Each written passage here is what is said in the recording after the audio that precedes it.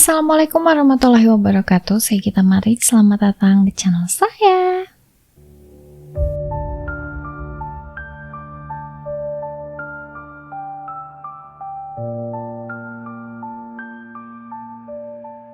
Masuk lagi ke segmen kami story, di mana hal-hal yang berkaitan dengan misteri, dengan hal-hal yang berbau horor dan misterius di sini akan dibicarakan.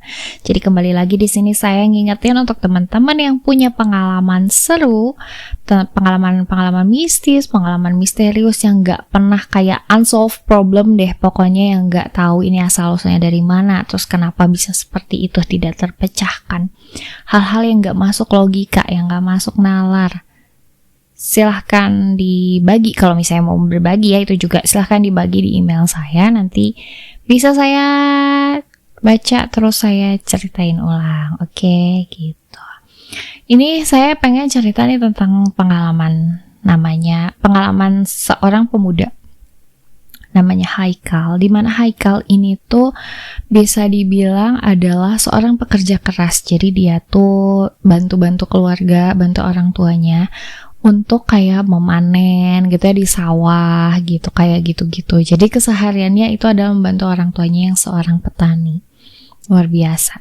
Nah dia tuh biasanya kalau misalnya udah mau maghrib itu bakal pulang ke rumah karena jarak dari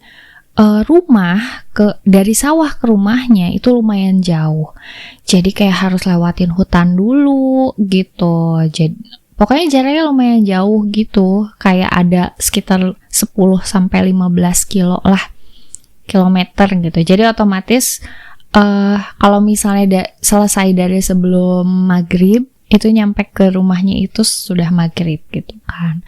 Nah pada malam itu memang kebetulan kayak lagi banyak banget yang harus dikerjain, yang harus diberesin.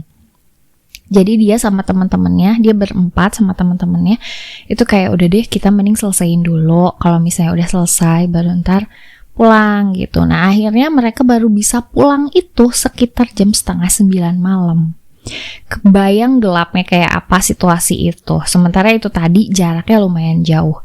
Dari sawah itu mereka tuh pakai mobil pick up kan. Jadi ada salah satu temennya yang bawa mobil pick up. Nah, lewatin hutan karena memang rutenya ke situ. Di jalan tuh mesin mobil tuh beberapa kali mati. Tapi memang nggak ada pikiran apa-apa. Jadi pada saat itu mereka ketika mobil mati itu ya udah dorong aja gitu, gak ada pikiran apa-apa. Cuman memang karena daerah sana sepi banget, ini di daerah Cianjur, jadi karena memang sepi banget, mereka tuh mikirnya ya ini kan udah malam, ini kan udah jam 8:30 malam gitu, kita berangkat dari sawah aja udah 8:30 malam, jadi wajar gitu kan, udah gak ada yang lewat. Dan wajar juga kalau misalnya mesin mobilnya mati karena mobil pickupnya itu jadi kayak yang udah tua gitu ya. Udah gitu mereka dorong beberapa kali, ada sampai 3 kali mobil mesinnya mati. Bahkan beberapa kali juga barang bawaan mereka jatuh. Itu masih dalam perjalanan. Pokoknya yang harusnya sampainya sekitar 30 sampai 40 menit udah sampai ke rumah, Haikal ini sama temen-temennya tuh sampai lebih dari 1 jam gitu baru nyampe. Nah mereka setelah sampai ke rumah Haikal ngobrol dulu kan, biasa ngopi dulu apa segala macem. Abis itu teman-temannya pulang deh. Nah setelah teman-temannya pulang, Haikal nih udah deh mau bersih-bersih gitu kan, karena memang posisinya udah malam, dia pengen istirahat juga. Semua anggota keluarganya udah pada tidur. Jadi udah dia nggak ketemu siapa-siapa gitu, nggak ketemu sama anggota keluarga yang lainnya karena udah pada tidur. Akhirnya dia bersih-bersih, mandi. Nah setelah selesai mandi, dia tuh rada-rada kayak merinding gitu. Kok merinding ya? Tapi kan dia mikirnya mungkin gara-gara baru selesai mandi jadi merinding. Jadi udah aja lewat gitu. Jadi dia yang udah nggak mau dipikirin yang kayak gimana. Dia akhirnya lewat, udah masuk ke kamar, dia lupa. Oh iya belum matiin lampu. Akhirnya dia keluar lagi, mulailah mati-matiin lampu. Pas mau matiin lampu bagian dapur, dia lihat ada sekelebat gitu bayangan. Sekelebat bayangan warna hitam. Kaget kan dia, kok ada sesuatu gitu. Tapi dia nggak mau mikir aneh-aneh karena posisinya juga udah capek. Jadi dia cuma matiin lampu, langsung cepet-cepet balik ke kamar. Nah di kamar dia istirahat sambil lihat-lihat langit-langit kamarnya gitu kan, sampai akhirnya matanya mulai berat, matanya mulai lebih ngantuk lagi, lebih lelah lagi, rileks, badannya jauh lebih rileks lagi. Nah di saat-saat itu, saat-saat yang memang dia udah mau terlelap banget, udah mau tidur, tiba-tiba dia dengar ada suatu suara tok tok tok, itu yang berasal dari arah dapur. Dengan kesadaran yang cuma setengah istilahnya, dia langsung tiba-tiba bangun kan. Suara apa tuh? Gitu kan. Ini dari arah dapur. Akhirnya dia bangun, terus dia samperin sumber suara. Anehnya ketika dia ngedeketin dapur, suaranya tiba-tiba hilang. Gak ada suara sama sekali. Terus otomatis dia mikir, apa gua ngelindur ya? Maksudnya apa gua halusinasi doang ya? Karena itu posisinya udah mau tidur gitu kan. Ini apa cuman imajinasi gua doang? Akhirnya dia kembali lagi ke kamar. Balik lagi ke kamar, terus dia mulai merebahkan diri lagi, mulai dikit-dikit ngerilis lagi si ketegangannya buat selanjutnya rileks dan tidur. Dia dengar ada suara ada suara tok tok tok yang dibarengi sama kayak apa ya, kayak mengigau gitu loh dari kamar adiknya. Jadi kayak tahu kan istilah ketindihan ya. Nah, adiknya tuh kayak gitu ngigau yang nyampe kayak hampir mau ngamuk-ngamuk gitu. Akhirnya kamar adiknya tuh ada di dekat dapur. Jadi kalau misalnya mau ke kamar adiknya itu harus lewatin dapur dulu.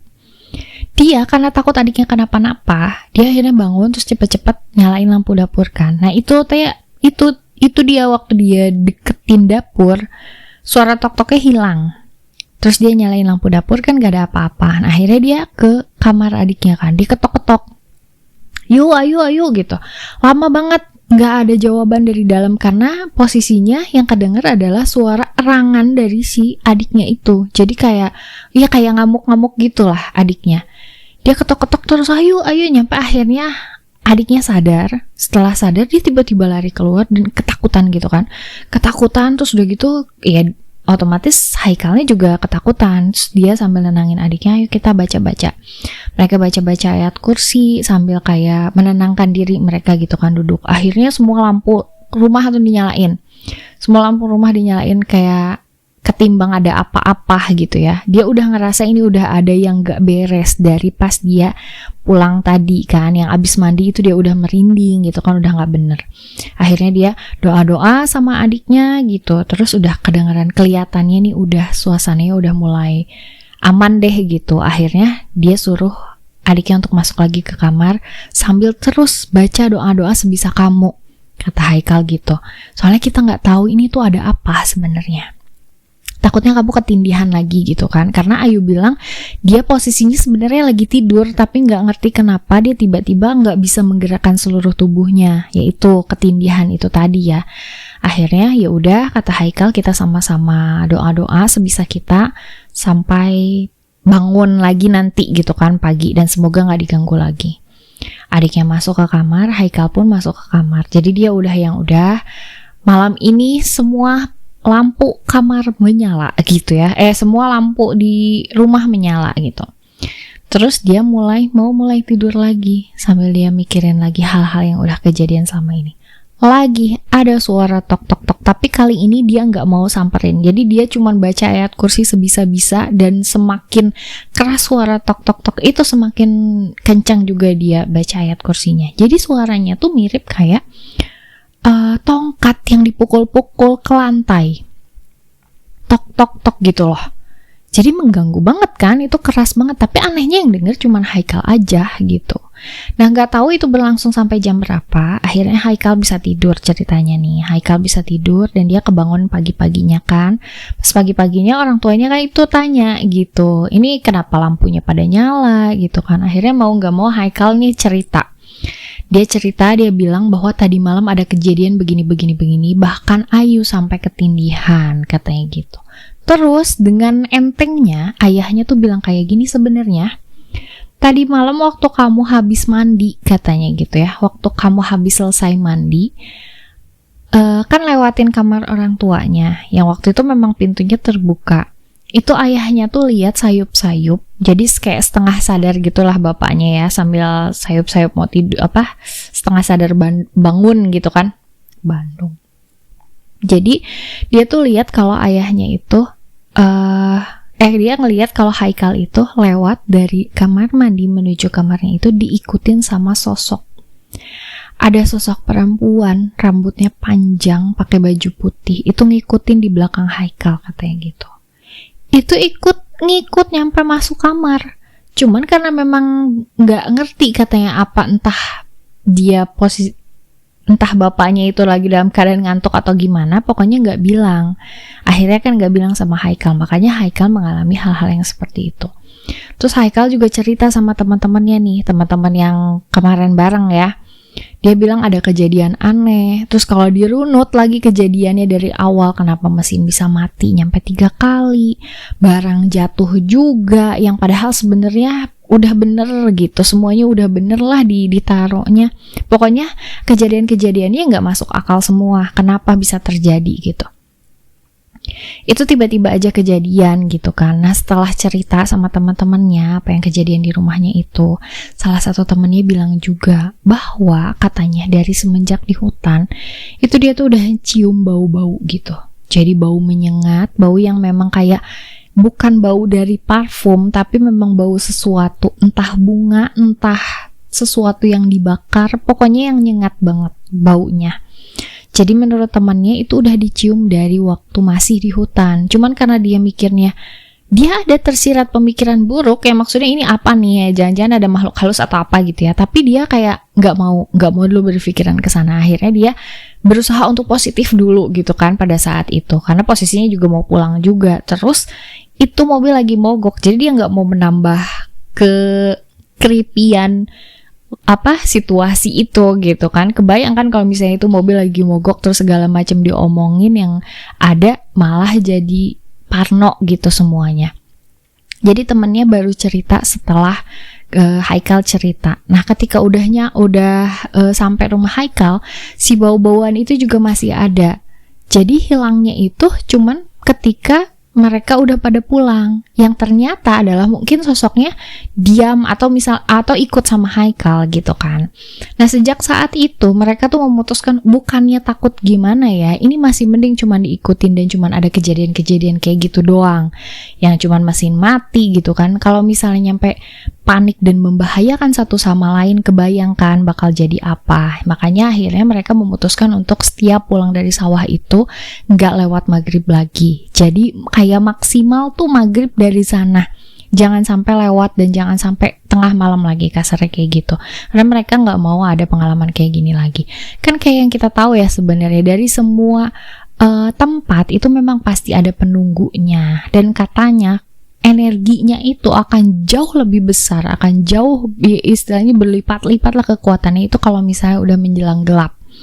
Karena memang keluarnya di setiap malam, walaupun kayak yang kita tahu makhluk-makhluk apapun di luar sana itu kalau siang pun ada gitu. Mereka juga ada siang juga, cuman mungkin kekuatannya kayak belum sempurna ya, belum kekumpul semua. Tapi kalau misalnya malam-malam itu jelas mereka emang jadwalnya beredar gitu. Untuk hal-hal yang yang bisa dibilang mistis lah gitu ya, hal-hal yang bersifat kayak jin yang bandel, yang emang iseng-iseng apa segala macam, itu kan memang nggak terlepas dari kejadian itu gitu, dari hal-hal yang mereka lakukan itu gitu. Dan yang bekal yang harus kita lakukan itu kan memang cuman balik lagi sama Tuhan, balik lagi harus banyak doa, banyak perlindungan dari Tuhan, karena memang yang paling maha dan pemilik dari semua kan Tuhan gitu, termasuk yang memiliki para jin itu gitu kan, yang membawahi para jin itu. Cuman memang kalau keadaan kita lagi capek, apalagi lagi kotor habis dari luar gitu, wajar banget nih kalau misalnya banyak hal-hal negatif, termasuk jin-jin yang nakal itu yang ngikutin kita. Untungnya nih Haikal dan teman-temannya tuh bukan tipe orang yang sompral, yang sombong, yang nantangin, atau misalnya yang sok berani sama keadaan yang seperti itu gitu kan. Jadi situasinya juga tidak semakin memburuk, tapi justru bikin kayak mereka berkaca diri bahwa mereka jangan melakukan hal lewat maghrib lagi gitu. Jadi diusahakan maghrib udah ada di rumah masing-masing deh ketimbang di jalan, karena memang posisinya dari sawah menuju rumah itu lewatin hutan yang tidak ada penghuninya. Jadi nggak ada pemukiman gitu daerah situ tuh. Kayak gitu. Dan ini kejadiannya itu di tahun 2022 sebenarnya. Jadi memang posisinya lagi kayak COVID yang sepi-sepi. Jadi lingkungan pun sepi, nggak banyak orang yang keluar rumah gitu. Jadi mau siang mau malam ya pasti kondisinya sepi gitu. Pesan saya sih bukan cuman untuk teman-teman yang di luar ya, untuk saya sendiri jadi pengingat bahwa jangan sembarangan sama lingkungan sekitar, karena kita tinggal di dunia ini tuh bukan cuma sendiri. Gitu kan, jadi jangan sok gimana deh gitu, terlepas dari apapun yang bakal kita hadapi, terlepas dari dimanapun kita berada, tetap harus saling menghormati, intinya kayak gitu ya. Makasih banyak teman-teman untuk yang udah dengerin kami story kali ini.